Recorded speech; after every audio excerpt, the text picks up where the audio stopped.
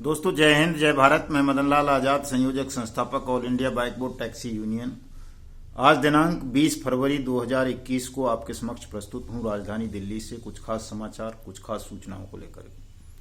दोस्तों जैसा कि आपको पता है कि पिछले एक वर्ष से लगभग हाई कोर्ट, सुप्रीम कोर्ट्स में फिजिकल अपीयरेंस नहीं हो पा रही हैं। इस वजह से हमें बहुत सारी दिक्कतों का, बाधाओं का सामना करना पड़ा।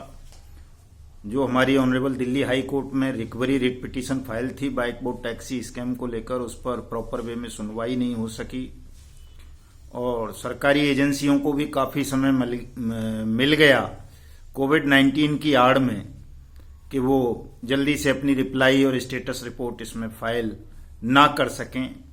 वैसे भी सरकारी एजेंसीज इस मामले को ज़्यादा से ज़्यादा लंबा खींचना चाहती हैं ताकि जो सरकारी बेईमान ऑफिसर्स, बेईमान नेता इन तमाम स्कैम्स में फंसे हुए हैं, bike boat, hello taxi, top ride वगैरह स्कैम्स में, वो उनको बचाया जा सके।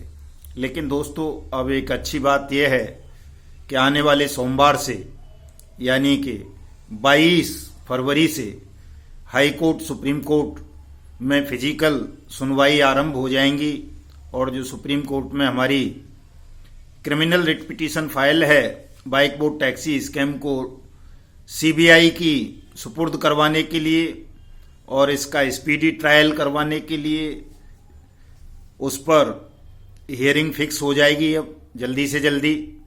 उम्मीद है कि जो है मार्च के फर्स्ट वीक में या सेकेंड वीक में इस पर सुनवाई आरंभ हो जाएगी सुप्रीम कोर्ट में। और जो हमारी दूसरी रिट पिटीशन है अनियमित जमा योजना पाबंदी कानून 2019 को लेकर के, उस पर भी जल्दी से जल्दी सुनवाई आरंभ हो जाएगी। तीसरी, आपको पता ही है कि जो हाई कोर्ट में, दिल्ली हाई कोर्ट में हमारा रिकवरी रिट पिटीशन है, उस पर 24 मार्च की सुनवाई फिक्स हो ही चुकी है। 24 मार्च को सुनवाई होनी है। सेबी ने उसमें अपना रिप्लाई फाइल कर दिया है। एमसीए, ईडी, ईओडब्ल्यू और अपना गृह विभाग उत्तर प्रदेश ने जो रिपोर्ट भेजी थी सीबीआई इन्वेस्टिगेशन के लिए सेंट्रल को, उस पर रिपोर्ट आ जाएगी 24 मार्च तक। तो ये एक हमारे लिए अब अवसर होगा कि हम जो काम इस पिछले एक साल में नहीं कर पाए कोविड-19 के प्रोटोकॉल के कारण, उसे अब तेजी के साथ संपन्न कराएं। और जो हताशा, निराशा हमारे लोगों को इस पीरियड में दुखद स्थितियों से गुजरना पड़ा, जूझना पड़ा, अब ना जूझना पड़े और जल्दी से जल्दी न केवल बाइक बोट स्कैम में बल्कि hello taxi, top ride, Radha Madhav corporation limited, science city, catchy pixel, blue fox motion और अपना street hawks via India, mushroom India, गोवे, गो राइड, गो बाइक, हमारा वाहन, ये जितने भी स्कैम्स के कानूनी कार्रवाई पेंडिंग पड़ी हैं, सरकार जो इन मामलों को लगातार लटकाए जा रही है, उन पर हम अब तेजी से कार्रवाई करवा सकेंगे। और इसके लिए मैं आप सबसे ये उम्मीद करता हूँ, ये अपील भी करना चाहता हूँ इस वीडियो संदेश के माध्यम से कि आप जितने भी साथी हैं वो तमाम लोग देख रहे हैं, खुले मन से आप देखेंगे, खुले मन मस्तिष्क से, निष्पक्ष भावना से, तो हर जगह आपको इसके प्रमाण मिल जाएंगे कि जो सेंट्रल गवर्नमेंट है, जो बेईमान सिस्टम है, वो ठगों को बचाना चाहता है। वो अडानी, अंबानी, रामदेव जैसे, संजय भाटी जैसे, मितेश अग्रवाल जैसे, डेजी मेनन जैसे, जीतू चौधरी जैसे, अपना राशिद नसीम जैसे तमाम ठगों को प्रोटेक्ट कर रहा है, उन्हें बचाना चाहता है। और जब तक आप इन तमाम प्रकरणों को लेकर के एकजुट नहीं होंगे, कोई बड़ा आंदोलन इनके खिलाफ जमीन पर और सोशल मीडिया पर आरंभ नहीं करेंगे, तब तक सरकार के कान पर जूं नहीं रेंगेगी। बहुत सारे उदाहरण हैं हमारे सामने। 2016 में सहारा स्कैम पर 2012, 2016, 2015 लगातार 3 आदेश आए सुप्रीम कोर्ट के और उसमें आज तक धन की रिकवरी नहीं हुई है। और 2015, 2016 और अभी हाल ही में एक आदेश आया है सुप्रीम कोर्ट का पीएसीएल को लेकर के, उसको भी सरकार लगातार दबा रही है। पीएसीएल में भी आज तक लोगों के पैसे वापस नहीं मिल सके हैं। अभी अभी बाइक बोट टैक्सी स्कैम में और हेलो टैक्सी स्कैम में, दोनों में ईओडब्ल्यू ने चालान फाइल कर दिया है कोर्ट के अंदर। लेकिन दोस्तों चालान फाइल करने का मतलब ये नहीं है कि अभियोग पत्र दाखिल कर दिया इन्वेस्टिगेशन एजेंसीज ने तो तुरंत आपको कोई राहत मिल जाएगी या तुरंत उस पर फैसला आ जाएगा। इनमें लाखों विक्टिम हैं, लाखों लोगों की गवाहियां होने में, फिर पुलिस अधिकारियों की गवाही, एनफोर्समेंट डायरेक्टरेट के लोगों की गवाही, दूसरे लोगों की गवाही, तो इसमें बहुत लंबा समय खिंच जाता है क्रिमिनल प्रोसीडिंग में। इसीलिए तमाम लोगों को ज़्यादा से ज़्यादा जो हमारी रिकवरी रिट पिटीशन है हाई कोर्ट की, दिल्ली हाई कोर्ट की, उसको ज्वाइन करना चाहिए। और दूसरे स्कैम्स में भी, चाहे वो राधा माधव कॉरपोरेशन लिमिटेड हो, हेलो टैक्सी हो, ब्लू फॉक्स मोशन हो, शाइन सिटी हो, कैची पिक्सल हो, फ्यूचर मेकर हो, वाया इंडिया हो, स्ट्रीट हॉक्स हो, मशरूम इंडिया हो, गो राइड हो, गोवे हो, गो बाइक हो, हमारा वाहन हो, और जितने भी स्कैम्स हैं उन तमाम स्कैम्स में भी हमको रिकवरी रिट पिटीशंस फाइल करना चाहिए।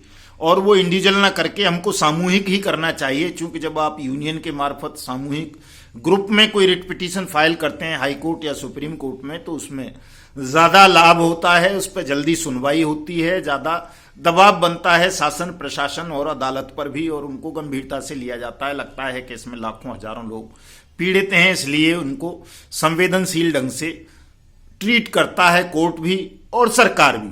अलग अलग लड़ने का कोई भी लाभ किसी को नहीं होगा, जैसा कि कुछ साथी बार बार कहते रहते हैं कि सब अपनी अलग अलग कानूनी कार्रवाई करवाएं अपने वकील साहिबान के मार्फत।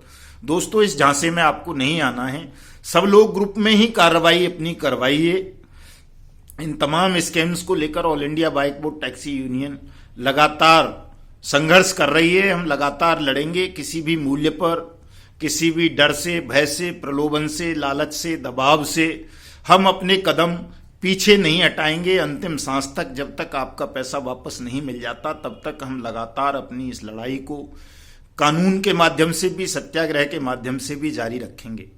अलग अलग अगर आप लोग लड़ेंगे तो न्याय मिलने में बहुत देरी हो जाएगी। मैं रोजाना सैकड़ों उदाहरण देता हूँ, आपको 2 उदाहरण और क्रिमिनल के देता हूं मैं। बड़े फेमस केस रहे हैं इंटरनेशनल लेवल पर। अभी हाल ही में ये जो शबनम नाम की महिला को मथुरा जेल में फांसी मिलने जा रही है, इसका ये वाकया जो है 2008 का वाकया है। तब से लेकर अब तक अब आप लगा लीजिए कि कितने साल गुजर गए। तब उसने अपने ही फैमिली के 7 लोगों की सरेआम हत्या कर दी थी, कुल्हाड़ी से काट के अपने प्रेमी के साथ मिलकर के। आज इतने लंबे समय गुजर जाने के बाद, उसमें तो जबकि ज़्यादा गवाह नहीं थे, ज़्यादा एविडेंस की ज़रूरत नहीं थी, उसके बावजूद 8-10 साल, मतलब 10-12 साल लग जाना एक उसको फांसी लगने में एक बड़ी पीड़ादायी मतलब बात है। आपने देखा कि इंटरनेशनल लेवल का मामला था वो जो है निर्भया प्रकरण, उसको कितना लंबा समय लग गया, उसमें भी 7-8 साल बाद जाकर के फांसी हुई उसके हत्यारों को और बलात्कारियों को।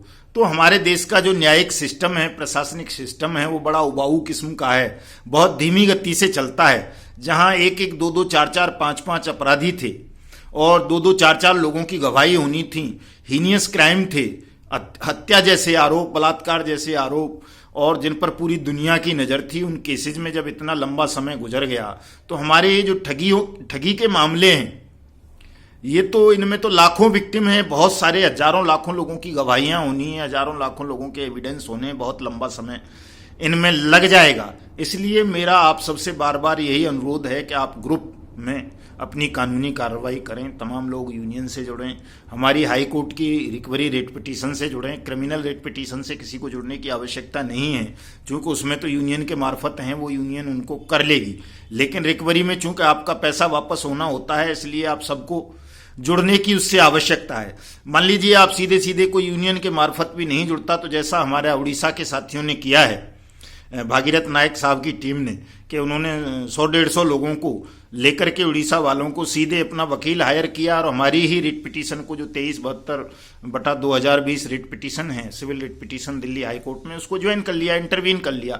तो अगर आपको ऐसा लगता है कि आप स्वयं भी इंटरवीन करना चाहते हैं, तो उसी रिट पिटीशन को दूसरे लोग भी स्टेट वाइज या डिस्ट्रिक्ट वाइज अपना अपना ग्रुप बना करके, अपना अलग से वकील करके उसको उसमें सम्मिलित हो सकते हैं, जुड़ सकते हैं उसी रिट पिटीशन में, ताकि जितने ज़्यादा लोग जुड़ेंगे उतना ज़्यादा वो प्रभावशाली होगा, जल्दी उस पर फैसला आएगा। दूसरी बात दोस्तों, मैं ये कहना चाहता था आप तमाम लोगों से कि ये जो सरकार है बहुत बेईमान सिस्टम है, निकम्मी सरकार है, वो आपके मामलों को दबा देना चाहती है और उसने तमाम मीडिया को अपने कब्जे में कर रखा है। उसकी आईटी सेल इतनी मजबूत है कि जरा सा भी आप कहीं से कुछ बोलते हैं तो एक आदमी बोलेगा तो उसके पीछे 100 आदमी लग जाते हैं।